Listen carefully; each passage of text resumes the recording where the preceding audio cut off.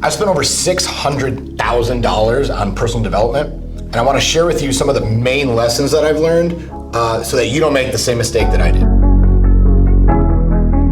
Networks matter if you work. So what I'm talking about is this, right? Is the net of your work is determined by how far you go, okay? So what I mean by that is this.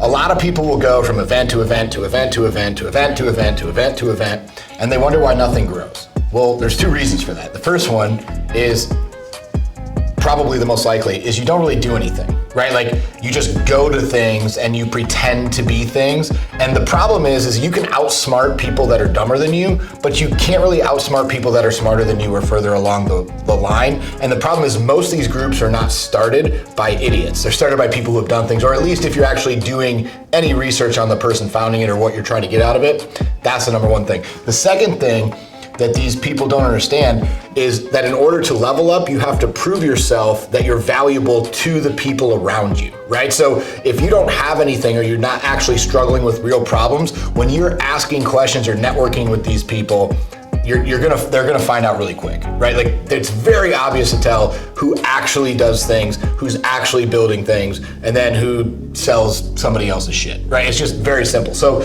the number one thing then is when you're networking with these people, make sure you're doing this. Be real about where you are, be real about where you are in the process, and be real about what you're struggling with. If you can do those three things, people are gonna respect that, they're gonna realize exactly where you are, and then they're able to help you better. The number one thing you don't wanna do is just pander and pretend, and then they see you at the next event, and the next event, and the next event, and the next event, and the next event, right? Because it just shows that you're spending money without actually putting in anything into implementation, so don't do that. The second thing that I've learned over the course of $600,000 plus is if you're going to these events for motivation, just quit. Just quit now, okay?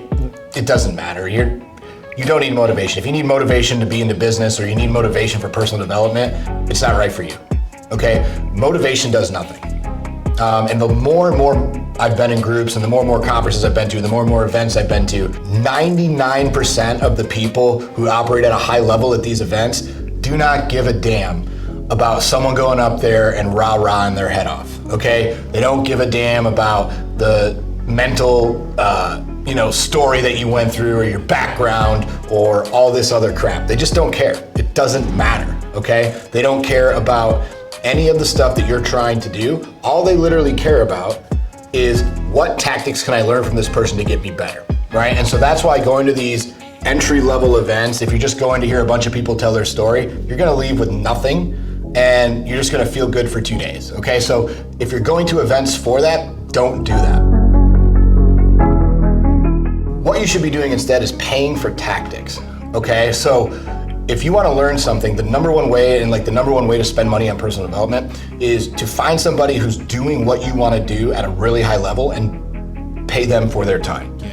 Okay, that is the number one thing. Make the offer good enough for that. Don't message them or DM them and say, can I pick your brain? Just say, hey, what would be an hour of your time worth? I'm a business owner, I want blah, blah, blah, blah, blah, blah, blah, blah. These are the things that I think you can help me with. Is that something that you would be willing to let me pay you for your time for? Okay, most people, if you do that, will say yes, and then they will tell you the price. If you complain about the price, they will never talk to you again. I promise you this, okay? I've been in lots of groups, and I'm telling you the number one thing that you want to be aware of with all these things is being in too general, right? The more focused you can get, the more industry specific you can get, the more valuable people you're going to have around you, right? I'm in a group that has even smaller groups inside of it that are specific for gyms, nutrition, fitness, coaching, things like that, because those people and what they're going through and what they post and what we can help each other with is far more valuable than somebody who's in construction or somebody who's in roofing or somebody who's in literally selling anything online, right? Like, so those are the things that you want to be careful of, is make sure that if you are going to pay for people's time, great. If you can't afford people's time, at least try to get into industry specific groups ran by people who you can tangibly tell they're benefits from. And obviously, if you don't understand how to audit a coach or how to audit somebody who you want to pay money to, I wrote a book on this. It's called Burn. You can pick it up on Amazon, okay?